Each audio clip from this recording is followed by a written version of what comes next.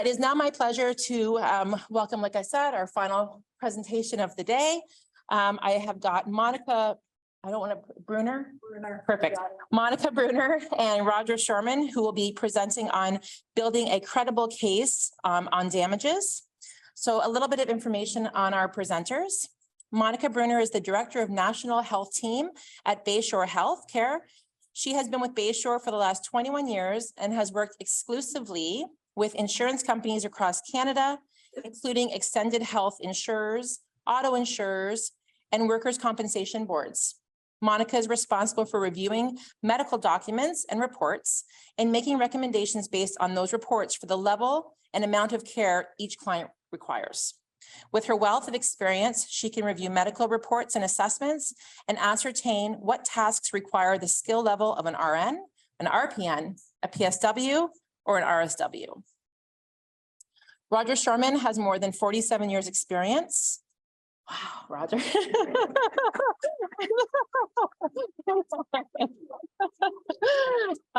As a senior law clerk, and we are fortunate to have him with us at Gluckstein Lawyers. In 2016, he was honored with the OTLA Distinguished Law Clerk Award, which is awarded to a senior law clerk who has consistently exemplified the organization's mission. Roger is dedicated to enhancing clients' cases through preparatory skills and experience. He believes in treating clients with respect and empathy, and opposing counsel and their staff with professional courtesy and integrity. So welcome to Roger and Monika. Thank you for that. Thank you for that. So my son, Mike, talked about the importance of team. It's a privilege to be part of this great team, Gluckstein Personal Injury Lawyers. I'd like to send a shout out to my colleague, Janet LeBeau. She was part of this presentation and assisted in the contribution to it. Unlike my son, I'm anxious. My hands are sweaty. England's playing Wales. Wales are down 2-0. 3-0. I think it's probably done. If you thought I was English, my local town was Llanfairpwllgwyngoch Garafgwdn Robert. The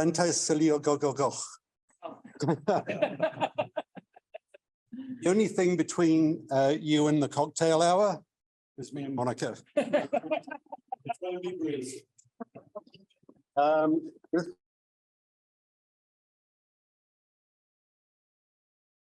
For past and future needs in serious medical malpractice cases.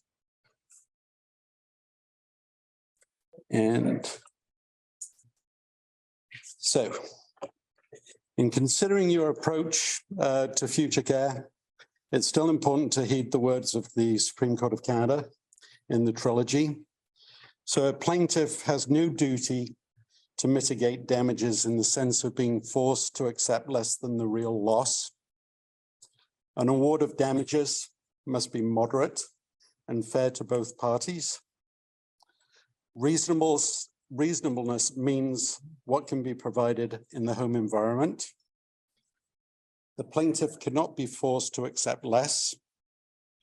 An argument that cost is too high is not an argument against compensation for cost. In serious injury cases, attendant care is the largest and most hotly contested head of damages. The annual cost of 24/7 attendant care has broken through the $300,000 barrier per annum in the last couple of years. It's essential that any damages workup, that you get this major component correct.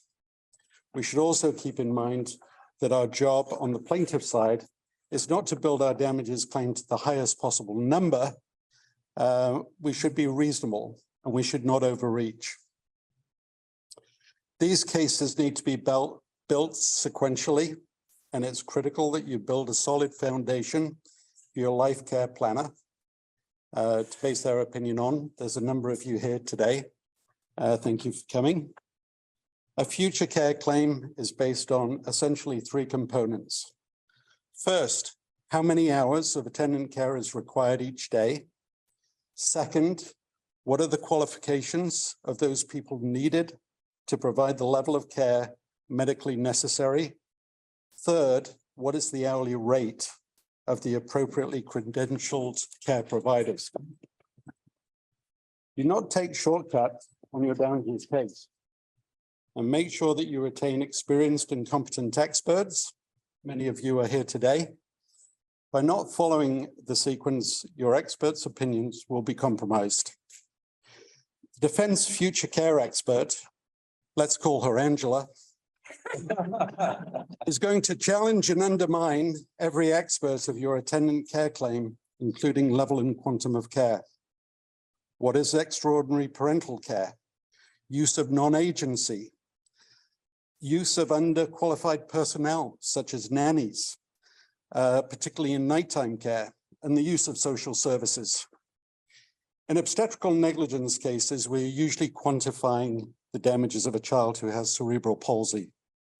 We need to consider what experts are required to provide a diagnosis and prognosis regarding physical, neurological, cognitive, and behavioral issues.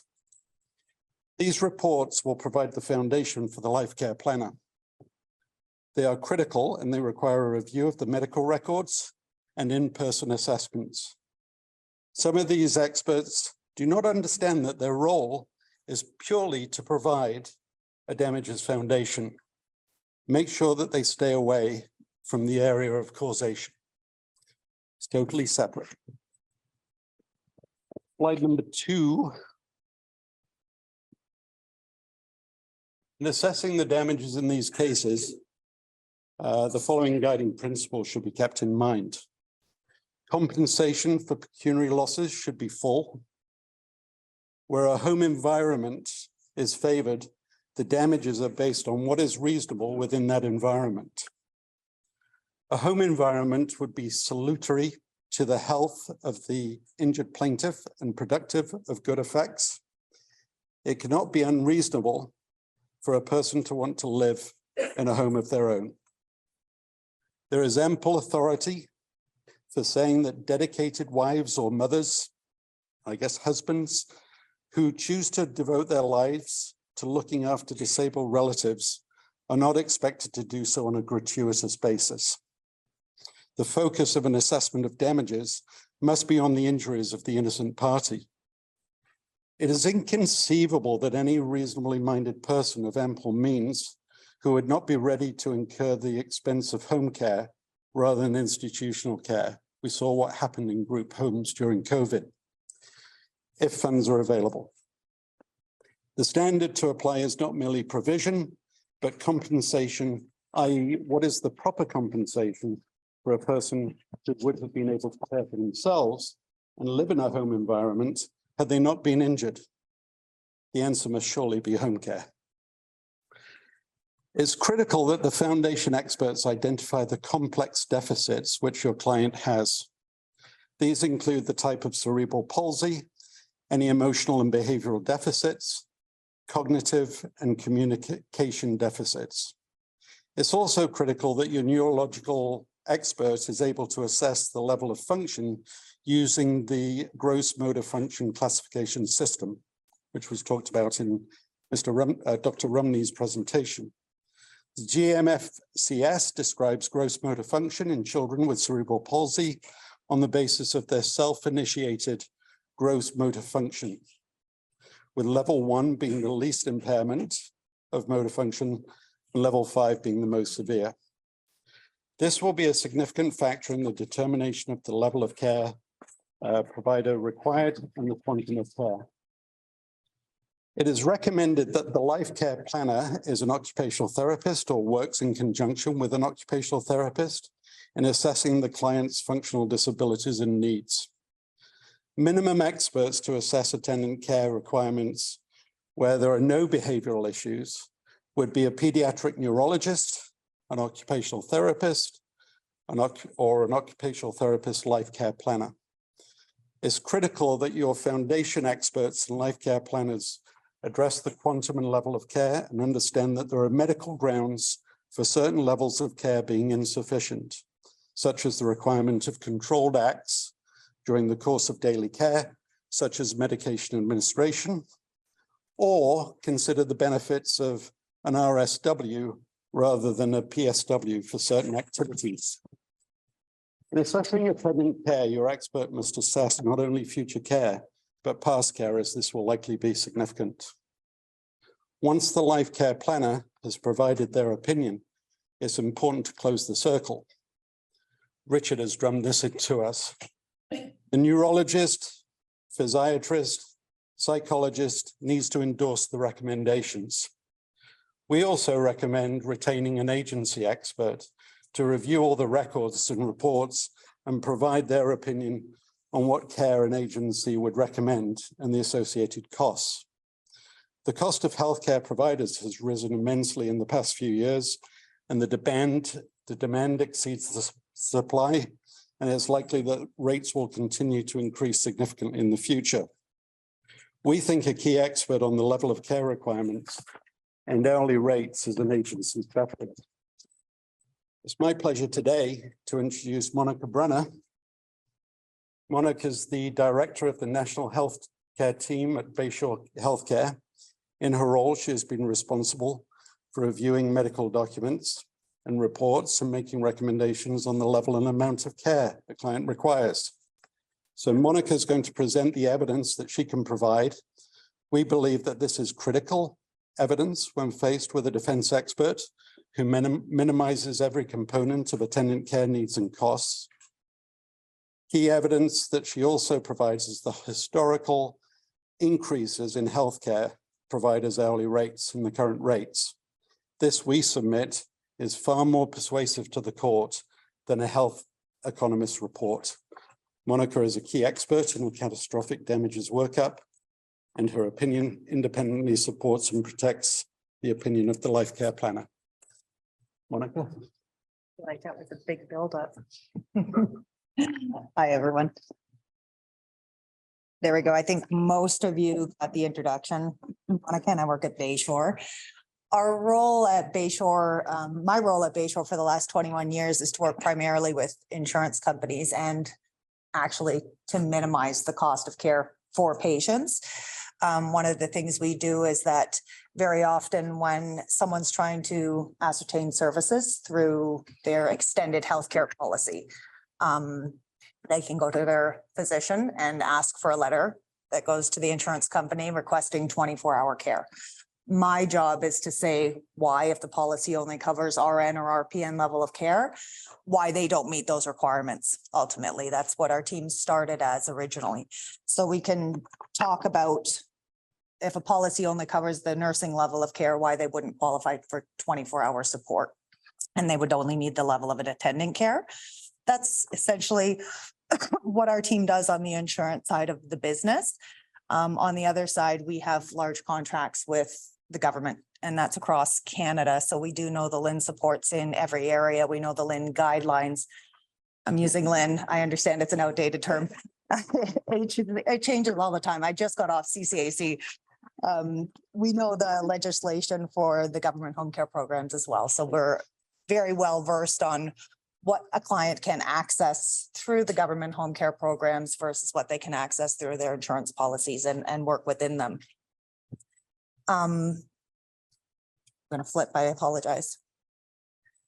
So we have skilled nurses across Canada that do go out and perform assessments, different to what I do with Roger. But one of the tasks that we have is to determine what level of care each person requires. And that line has become a little more blurred over the years, I think, partly due to the shortage of staff, which was prevalent even prior to the pandemic. I think anyone in healthcare knows, and partly due to cost containment. The government's trying to do what they can to contain costs. So all of a sudden, tasks that 15 years ago, a PSW wouldn't have been able to go near, now all of a sudden they can do, as long as there's parameters that are met. And so one of our things the nurses do is ascertain which tasks are safely done in the home so that we're meeting all healthcare guidelines. Some of the acts that we look at now, which have changed over the years, is G-tube feeds. That one back when I started in healthcare, you never really saw a PSW performing G-tube feeds. And now you can see that happening. Now, the way it does happen is if the client is able to verbally express their feelings and if the act is controlled and there's a stable and predictable response. And that's the case for most of these situations that I'm going to talk about, is that there has to be a stable and predictable outcome on those. So we can go through and list why or why not a nurse versus a PSW would be able to perform the task. Another example is medication administration. A lot of people will say that because a parent can administer meds, a PSW can go into the home and administer medications. It's not the case in a lot of clients that are nonverbal or unable to express their discomfort or anything like that. A PSW can't administer PRN meds. And so going in and looking at those cases, reviewing the reports and seeing when a nurse is required versus when it is a stable and predictable outcome of what's going to be happening in the home. I think I talked about, I'm trying to flip through it, I apologize. PSW cannot assess respiratory status or respiratory distress in a nonverbal patient as well. And then finally, seizure activity is a big one across the board.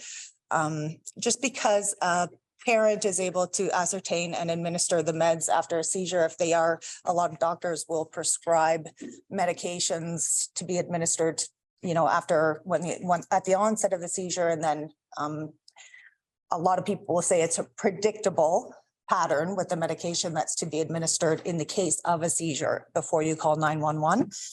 PSWs can't respond appropriately and intervene appropriately when it comes to seizures, and we often do recommend the nursing level of care to administer those medications in those cases. I think this one's an easy battle with all of you. Obviously, I'm a big proponent. I'm sorry, my heel got stuck in the stage.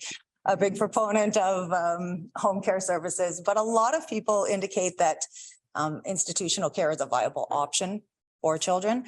There's a number of reasons that we feel, and of course I work for a home care company, so we feel that home care is the ideal situation and place for patients to be even prior to the pandemic. Aside from the availability of the resources, which we know aren't there, especially for a medically complex child, which complicates the situation further. There's very little institutional care available to these children. If they can get into one, the situation is completely, I find, different than what they can experience at home. They're not surrounded by their loved ones.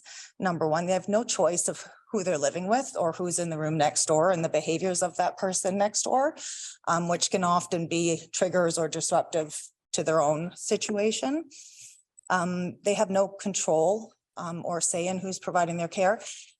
And granted, I know with the staffing shortage now, there is less control in who's providing your care, even in the home. But at least the parents and the child do have, or the patient themselves have a say in who's coming into their home, who they're comfortable with, and the responses. Their parents can see the responses to certain caregivers and pick and choose who's providing the care, but based on who they can tell their child's comfortable with. Things such as community outings. When you're in an institution, you are stuck with the times and places of when that activity is happening and where that activity is happening. When you're in home, we can work around that child's schedule, when they are most alert, when they are most comfortable, when they are available to go out, and you can choose activities that meet the needs and meet the expectations of that or of the family as well.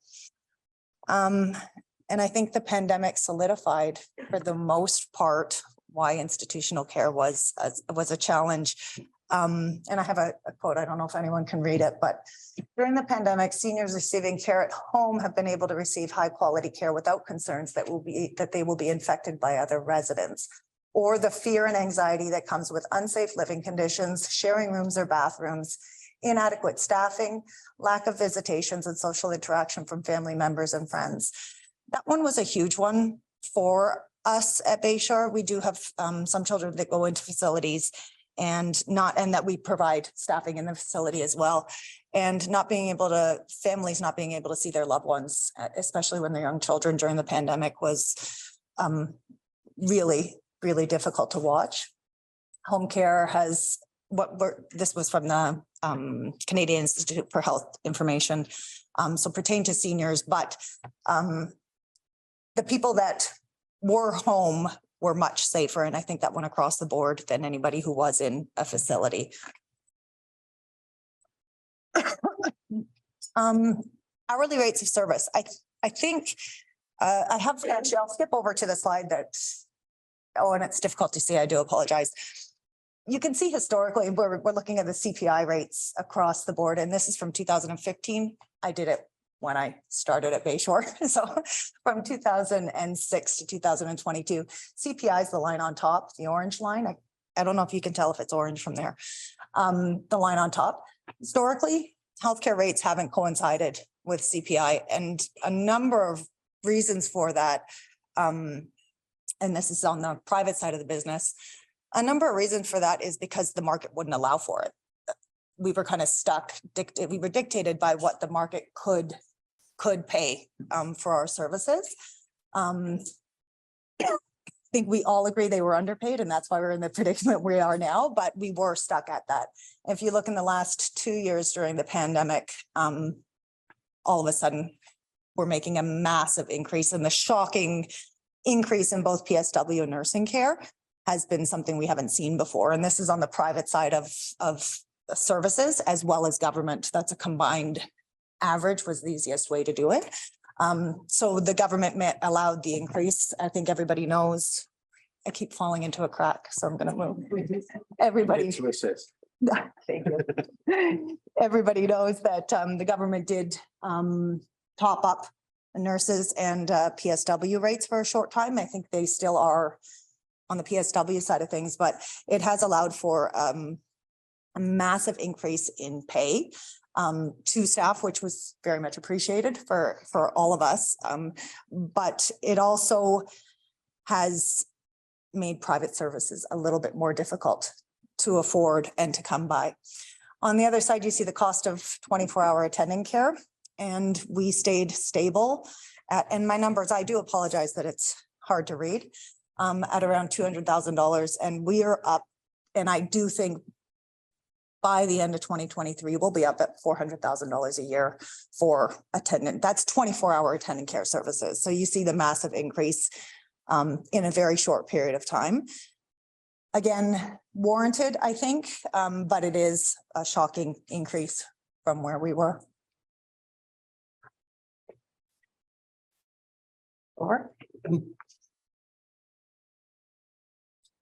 Okay, so the giveaways, hopefully my accent has reverted back to English. It was kind of going a bit Welsh there for a minute.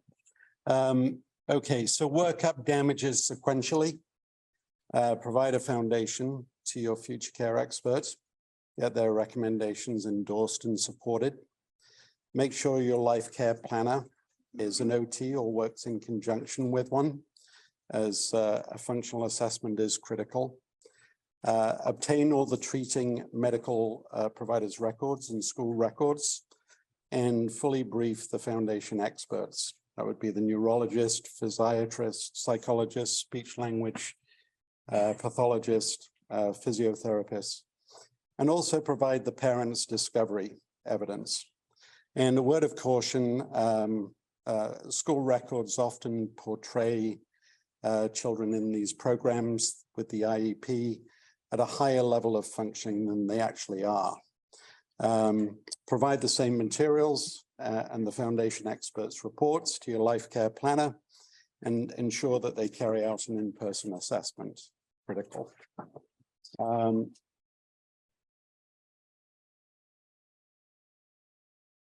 go back. Okay. Next, obtain and approve the future care report. Once you receive it, read it critically. Send that report to the foundation experts to consider and endorse the recommendations. That's closing the circle. Provide the records and reports to the agency specialist, in this case, Monika, to consider reasonableness and recommendations and confirm the hourly rates. The past care costs should be quantified by an economist, and the future care reports and life expectancy reports should be provided to a structured settlement valuator. Avoid excessive therapies and duplication of care. The benefits of therapy are significant, but there are tolerance limits, as you all probably well know, and there are benefit limits to all types of therapy. The key in presenting a reasonable and medically, and this is the key to presenting a reasonable and medically and economically supported attendant care case. If any of you have any questions, any lawyers, please feel free to contact Janet LeBeau and myself at Gluckstein Personal Injury Lawyers. We're glad to provide you with names of experts and address any issues that you have with respect to damages workups. Sorry, Roger. Can I just make one point? This is my last comment for the day. I think it's important to emphasize the third bullet, which is the medical malpractice cases for future care claims over $250,000. We have a mandatory structure requirement, which means that when you're assessing, and this is mostly for lawyers, but when you're assessing future care costs, you should not have your economist present value the future care costs. You should have only, as Roger says in the slide, have the past care costs determined economically. You may or may not need an economist. Sometimes you do the math yourself. But for future care costs, price it based on structure cost and not present value. It's important that plaintiffs maintain a consistent approach, which is an insistence that future care costs over $250,000 be determined based on annuity costs of getting the money rather than present value. They're completely different calculations, and it's important to be consistent how you approach damages. Thank you.